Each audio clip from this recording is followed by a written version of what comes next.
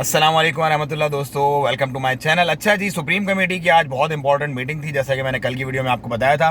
वो मीटिंग और वो प्रेस कॉन्फ्रेंस जो है वो अब ख़त्म हो गई है और उसकी तमाम डिटेल्स, मतलब पहले तो मोटी मोटी पंच लाइन्स आई थी मुझ तक, लेकिन मैं क्या करता हूँ, वेट करता हूँ कि उन पंच लाइन्स की भी डिटेल्स आ जाएँ कि यार ये जो बात कही गई है ये किस कॉन्टेक्स्ट में कही गई है और इसके क्या इफ़ेक्ट्स हो सकते हैं आने वाले दिनों में।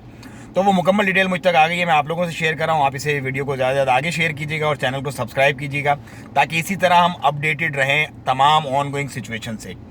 नंबर वन, जो सबसे ख़तरनाक बात हेल्थ मिनिस्टर की उस प्रेस कॉन्फ्रेंस में मुझे लगी वो ये थी कि जब ये वेव चल रही थी, लास्ट वेव, इसके अंदर जो निज़ाम सेहत था ओमान का वो बहुत ही ख़तरनाक मोड पर पहुंच गया था।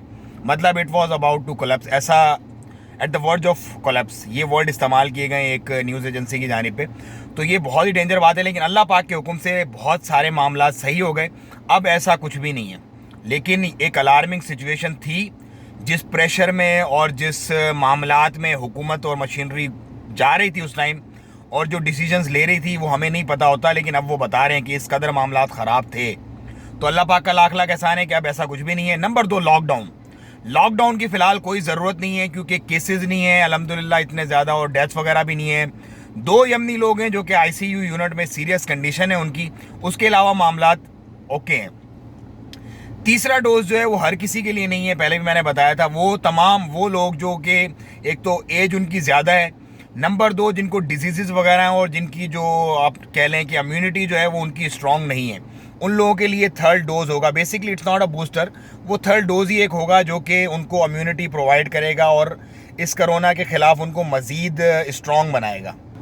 एयरपोर्ट बंद होने की कोई खबर नहीं है, एयरपोर्ट नहीं बंद होने जा रहा बिल्कुल भी। आप लोग पैनिक ना हो, परेशान ना हो।